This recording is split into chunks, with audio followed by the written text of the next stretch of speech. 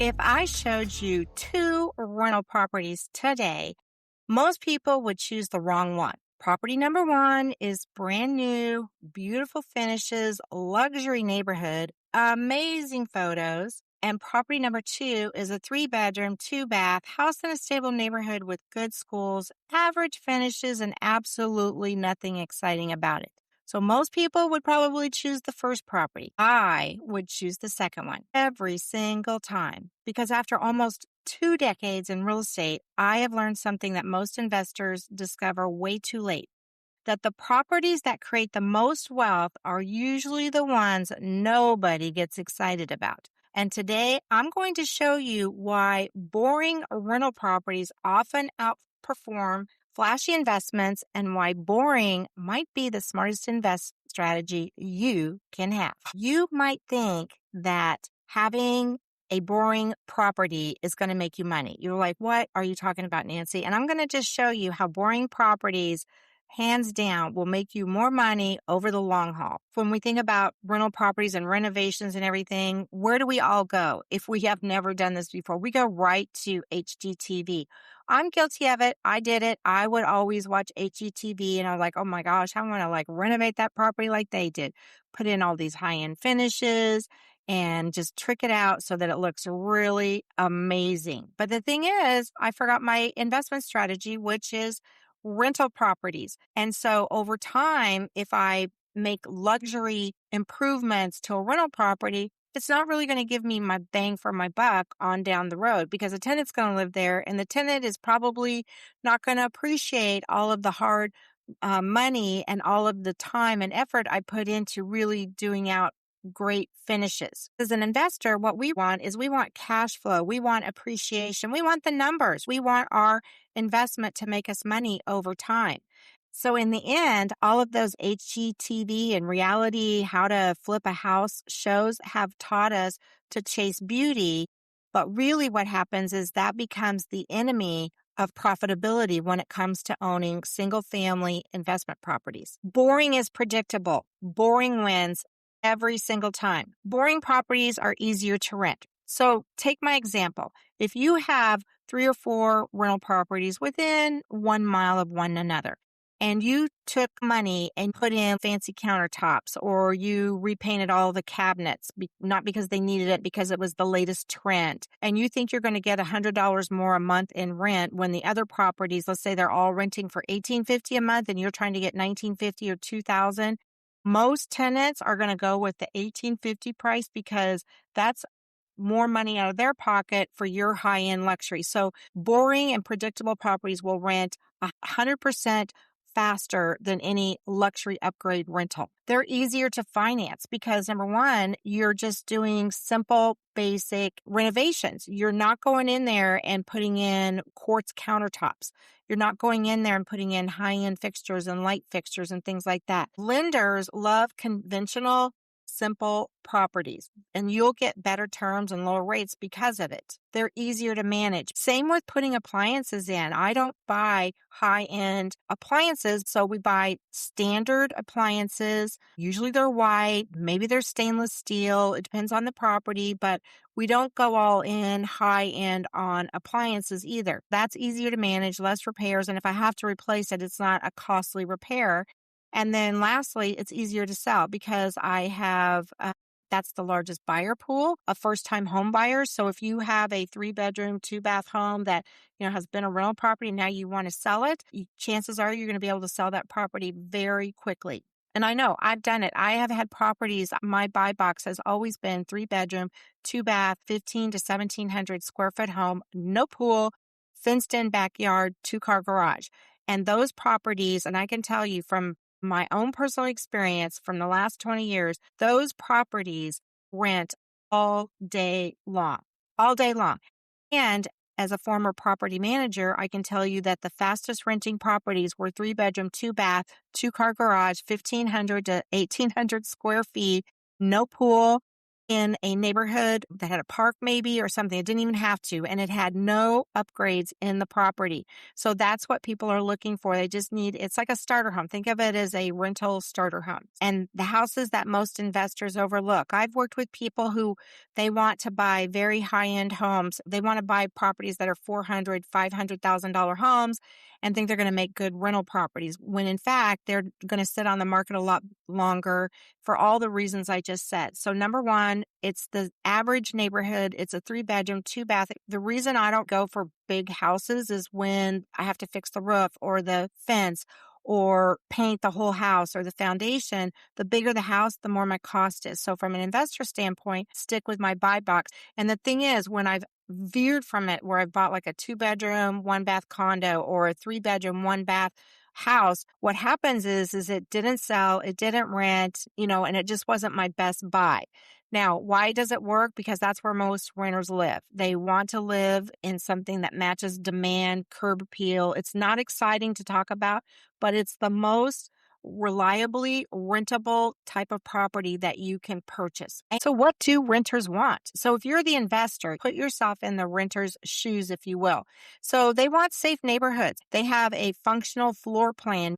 They want to have good schools. So one of the things that I look at crime statistics. I look at school ratings, because when I'm buying an investment property, I already know that I'm going to be renting to more than likely a family with kids. And I also want reasonable rent. So most people that are renting, they're doing it for a few years. Some people, I've had renters that have rented from me for, 10, 11, 15 years. Most people are renting around 3 to 5 years because their goal is to buy a home.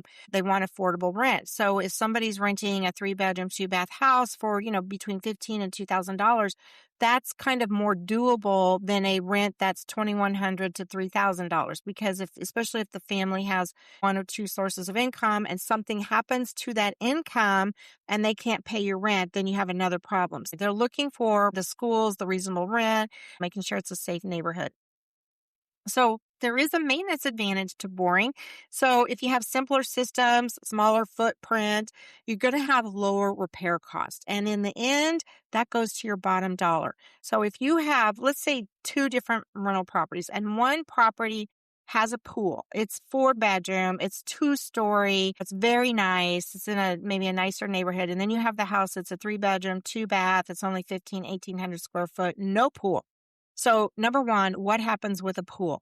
Who is going to take care of the pool? You're going to have to hire someone to manage and oversee that pool.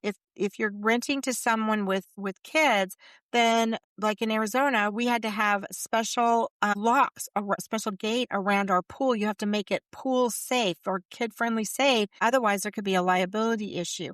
Pools get cracks, pools and tears. So that's just who needs the headache. Speaking from experience, I've had a couple rental properties with a pool. I would never do it again. Too much maintenance, too much cost. I like simple. Simple means that the bottom line is not going to be higher than what I've already anticipated. Replacing an AC unit for a 4,000 square foot home versus a 1,500 square foot home, you're almost going to double your price because you're going to need probably 2 systems. So, and there's less deferred maintenance. In Texas, we have a lot of foundation issues, and the cost on a 2-story home is a lot more expensive than on a 1-story home. So just in the mechanics of how to do repairs and whatnot, having a smaller footprint house makes sense from an investor standpoint. Now I'm going to share with you from my property management days. So the thing with tenants, is when you find a good tenant and they pay rent on time and they take care of your property, then the real money is made with those types of tenants because you don't have turnover. You're not having to pay to find a new tenant every year. The money is made when your tenant stays because they're the one, especially if they're a good tenant and they're taking care of the property, they're reporting maintenance issues, and you don't have all of the deferred maintenance from when someone moves out. Now, let's just look at 2 different examples of kind of what I'm driving home here. So we have a luxury property. A is a luxury property. It costs about $600,000 to purchase this. There is high tenant expectation because on a property like that, the rent was right around $4,800. We needed to find a tenant that had 3 times the amount of rent as far as income. So that means that tenant had to have had a monthly income of over $15,000. $15,000 just to rent that property. There were high tenant expectations. There were elevated maintenance costs because this particular property did have a pool. It was a 2-story and it was about 4,500 square feet. So the other thing is that it sat on the market because there's a smaller rental pool. First, we had to find somebody that had decent credit that made over $15,000 a month. It sat on the property for actually, it took about 2 months to find a tenant for that property. So there was lower monthly cash flow because the $4,800 that we were charging for rent did not cover the mortgage on that particular property. And then we have what was more kind of in normal of our portfolio was property B, where it was in a working family neighborhood. The purchase price was $275, and actually during the time it was a little bit lower even. And there was constant demand. So when that property became available, we could rent it within days. It was just for however long it took us from one tenant to move out to the next one that moved in.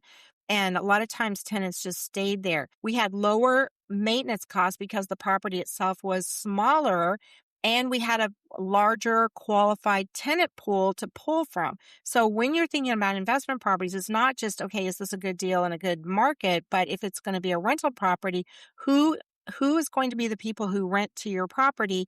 And think about this. How many people in that pool can you choose from? So most people are drawn to property A because it looks cool. It's like, hey, I bought this $600,000 property. Investors that are a little bit more quieter. We like the smaller things. We like the boring because we know boring over time makes us more money.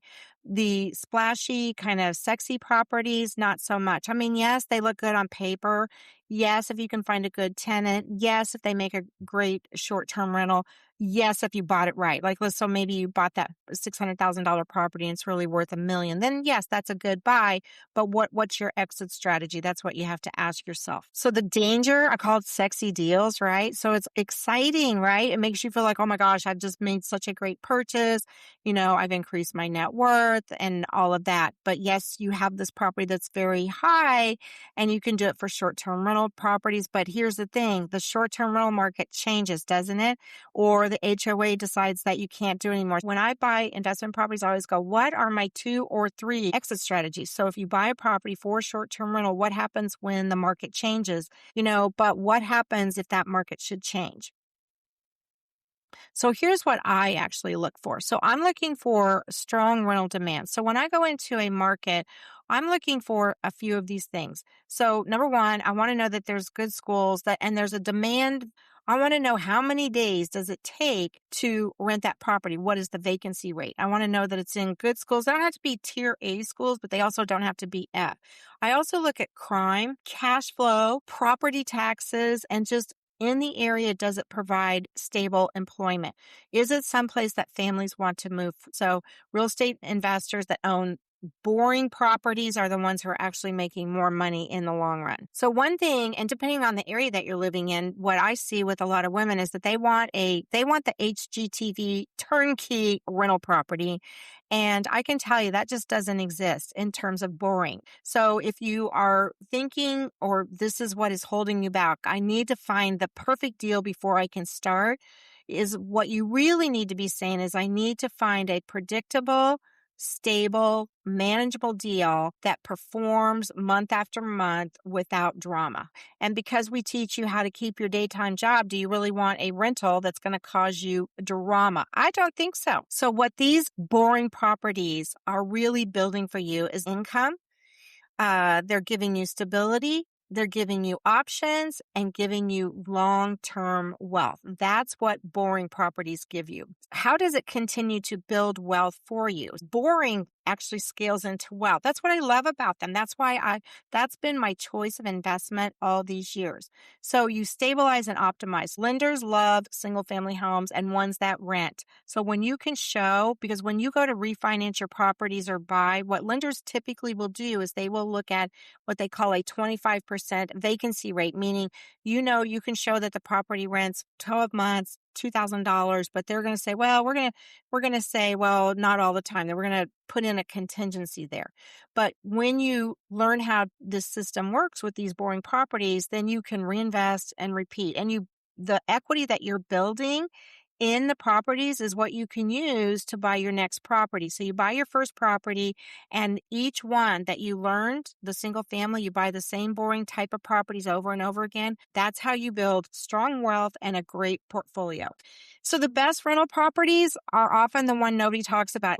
There's no bragging. There's no Instagram stories about those. The only time you'll see those kind of stories is if it turns into a hoarder home. So the best properties to invest in are the ones that nobody talks about, no one puts on Instagram, and they're very stable and dependable. So if you're someone that's been evaluating different properties, well, maybe you should look at boring makes stable, stable makes money. And if this has really got you thinking about your next steps, check out the link below and go into our resource center where we have a lot of tools and guides that will help you in buying and locating your first rental property.